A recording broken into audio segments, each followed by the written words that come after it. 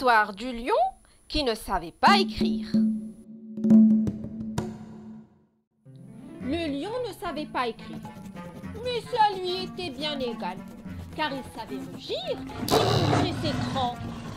Et pour le lion, c'est bien suffisant. Un jour, le lion rencontra une lionne.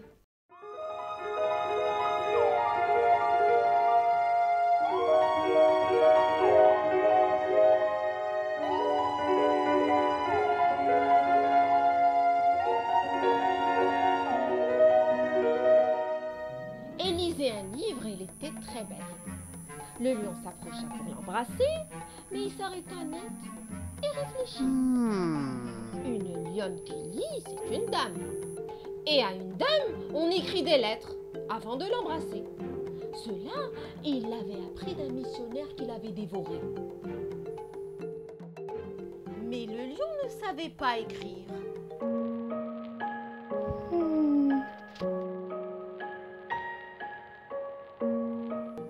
Il alla donc trouver le singe et lui dit « Écris-moi une lettre pour la lionne !»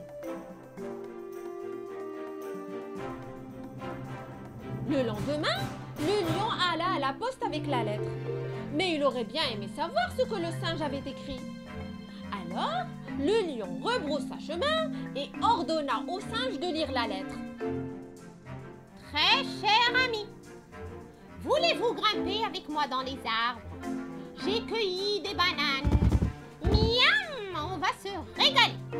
Bise, le lion. » Mais non!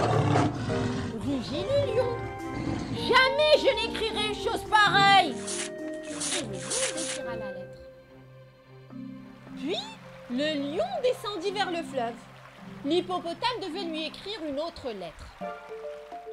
Le lendemain, le lion alla à la poste avec la lettre. Mais il aurait bien aimé savoir ce que l'hippopotame avait écrit. Il rebroussa chemin et l'hippopotame lut la lettre. Très cher ami, voulez-vous patauger avec moi dans le fleuve et brouter des algues? Miam, on va se régaler. Bise, le lion. Mais non!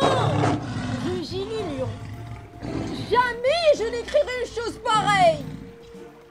Le soir même, ce fut au tour du bousier. Le brave insecte se donna bien du mal. Il aspergea même la lettre de parfum. Le lendemain, le lion alla à la poste avec la lettre. En chemin, il croisa la girafe. « Ah! Qu'est-ce qui sent mauvais comme ça ?» demanda la girafe. « La lettre! Le bousier l'a parfumée !» répondit le lion. « Ah bon? Je serais curieuse de la lire. » La girafe lut. « Très cher ami, voulez-vous ramper sous terre avec moi? J'ai une bonne réserve de bouse. Miam, on va se régaler. Bise, le lion. » Mais non! Jamais je n'écrirai une chose pareille! Fou de rage, le lion déchira la lettre et demanda à la girafe d'en écrire une autre.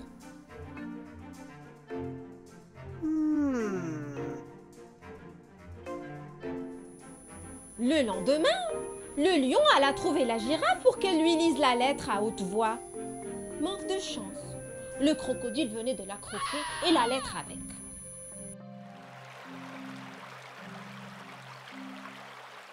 Le crocodile fut obligé d'écrire lui-même une lettre.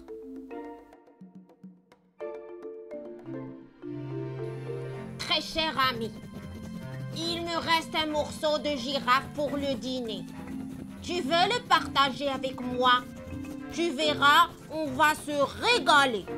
Bise, le lion. Oh non!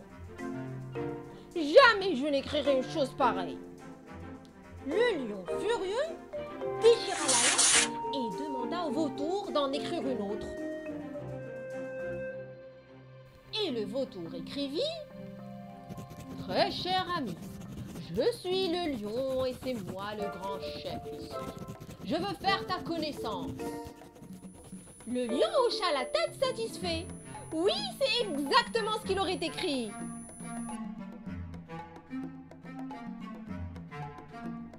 Le vautour poursuivit. Et si on volait au-dessus de la jungle? J'ai mis quelques cadavres de côté. Miam, on va se régaler. Bise, lion. Ça suffit maintenant! Rugit le lion. Non, non, non, et encore non, non!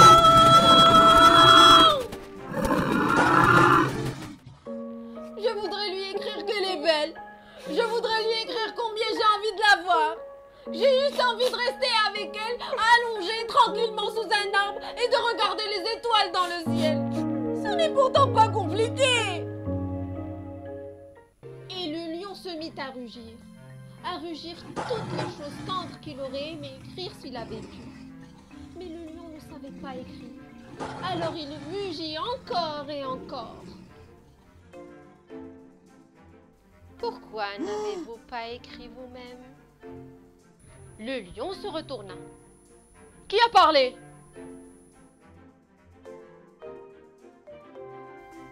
Moi.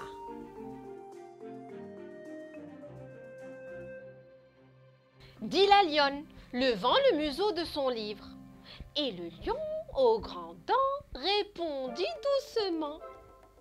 Je n'ai pas écrit parce que je ne sais pas écrire.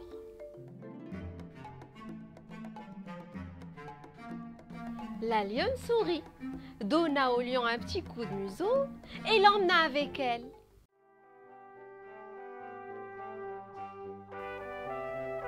A comme apprendre. B.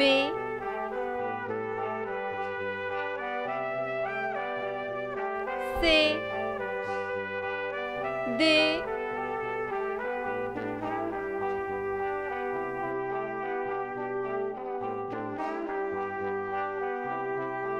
N'hésitez pas à vous abonner si vous aimez. À bientôt! Mouah.